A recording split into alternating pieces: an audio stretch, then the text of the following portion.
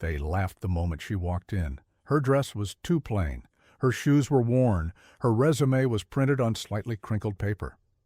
The receptionist rolled her eyes. The HR manager barely looked up. "We'll let you know," he muttered before her, escorting her out mid-sentence. They didn't know who she was. They didn't ask. But 24 hours later, that same HR manager stood frozen as the CEO walked into the office with a simple woman beside him, his wife. And what followed next wasn't just a reprimand.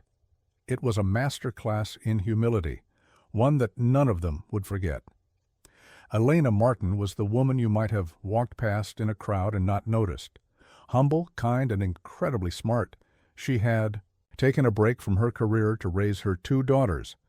With her kids in school and more time on her hands, she decided it was time to re-enter the workforce. Wait a second. Tell us where you're watching from in the comments, and don't forget to subscribe for more powerful stories like this. Despite her qualifications in finance and years of real-world experience, she knew the job market could be harsh. Still, she dressed neatly, wore her confidence, and arrived 10 minutes early for her interview at a prestigious firm known for innovation and integrity.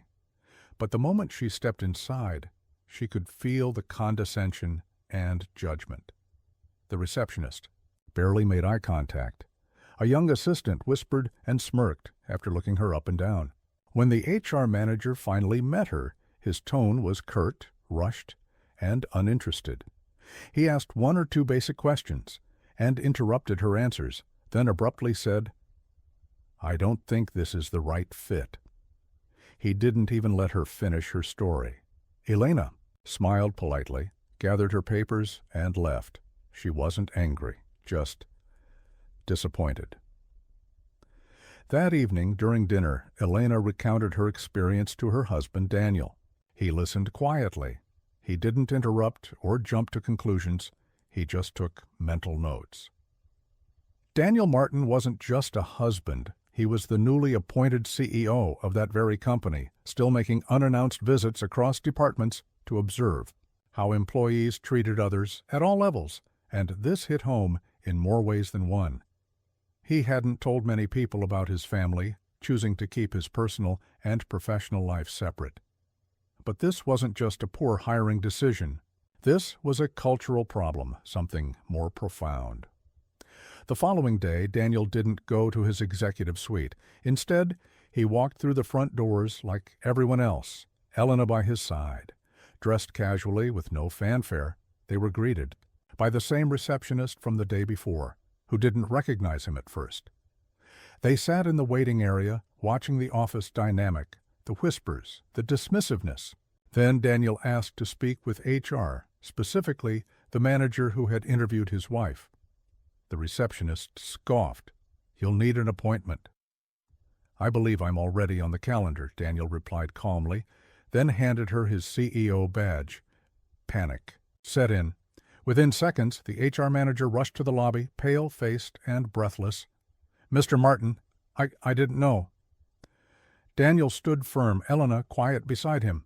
"You didn't know she was my wife.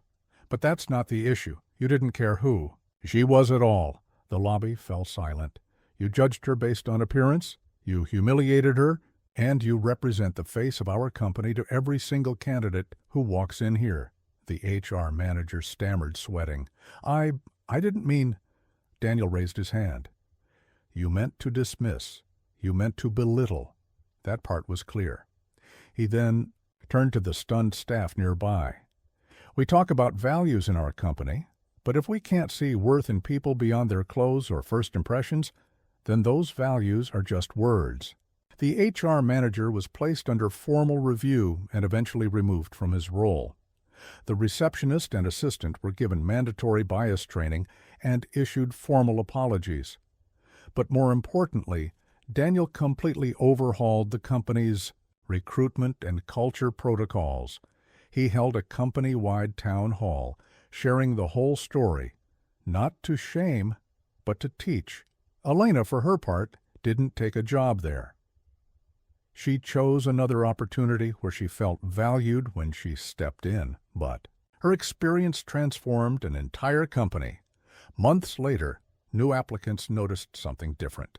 They were greeted with warmth, listened to fully, and given chances based on potential, not polish, because sometimes the most potent lesson doesn't come from a policy memo or a corporate email. It comes from a quiet woman in a simple dress who dared to show up. If you enjoyed this story and thought it provoking, don't forget to like, share, and subscribe for more powerful narratives. Let us know your thoughts in the comments. Take care.